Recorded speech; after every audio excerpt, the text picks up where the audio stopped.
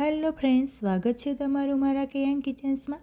આજે આપણે બનાવીશું સુરતની ફેમસ એવી કોલેજિયમ ભેળ। એને બનાવવા માટે અહીંયા આપણે પહેલાં ચટણી બનાવી લઈશું।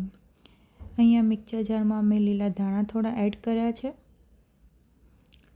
લીલા મરચાં 3 એડ કર્યા છે। તમે જે પ્રમાણે સ્પાઇસી ખાઓ છો એ પ્રમાણે તમારે મરચાં એડ કરવાના। સિંગ, ખારી સિંગ એડ કરી છે અને મીઠું સ્વાદ પ્રમાણે એડ કરવાનું છે। ખારી સિંગ હોય છે એટલે તમારે ધ્યાન રાખવાનું મીઠું એડ કરતી વખતે। અને અડધીથી ઓછી ચમચી જેવું સંચર એડ કરવાનું છે। અહીંયા મેં લીંબુનો જ્યુસ એડ કર્યો છે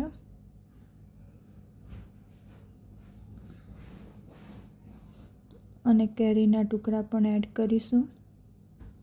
જો તમારે કેરીના ટુકડા એડ કરવા હોય તો કરી શકો છો, નહીં તો ઓપ્શનલ છે।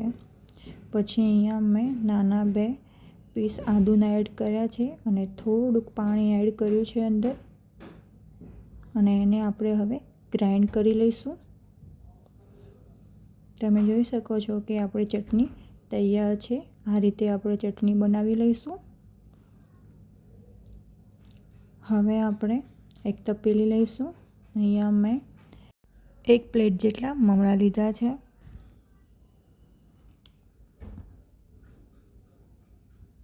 એમાં મસાલા સિંગ એડ કરીશું। તમારે જે પ્રમાણે ખાતા હોય એ પ્રમાણે તમારે એડ કરવાની। અને મેં અહીંયા ખારી સિંગ એડ કરી છે અને અહીંયા ડુંગળી એડ કરી છે, ઝીણી કાપેલી, અને ઝીણા કાપેલા કેરીના ટુકડા એડ કર્યા છે અને ધાણા એડ કરીએ છીએ। અહીંયા સેવ એડ કરીશું। આનાથી નાની સેવ, ઝીણી સેવ આવે એ પણ તમે યુઝ કરી શકો છો।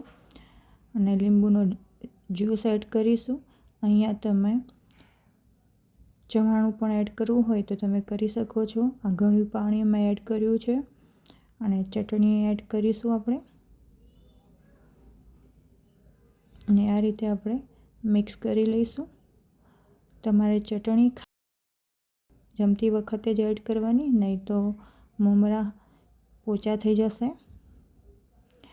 અને ગળ્યું પાણી જે આપણે બનાવ્યું હતું એ ગળ્યું પાણી આપણે પહેલાં એને ગરમ કરી લેવાનું અને અંદર થોડી ખાંડ એડ કરી લેવાની અને તેને સાઈડમાં રાખી લેવાનું। અને જે ખાંડ ઓગળી જાય પછી આપણું ગળ્યું પાણી તૈયાર થઈ જશે।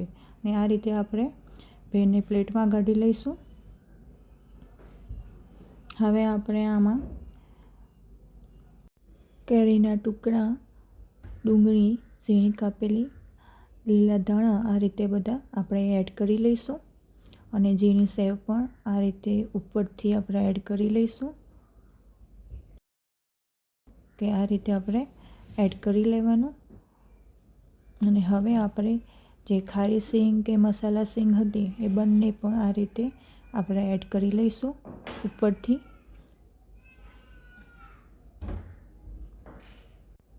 આપણી સુરતની ફેમસ એવી કોલેજિયમ ભેળ તૈયાર છે। જો તમને આ રેસીપી પસંદ આવી હોય તો તમે લાઈક, શેર અને સબસ્ક્રાઈબ કરજો।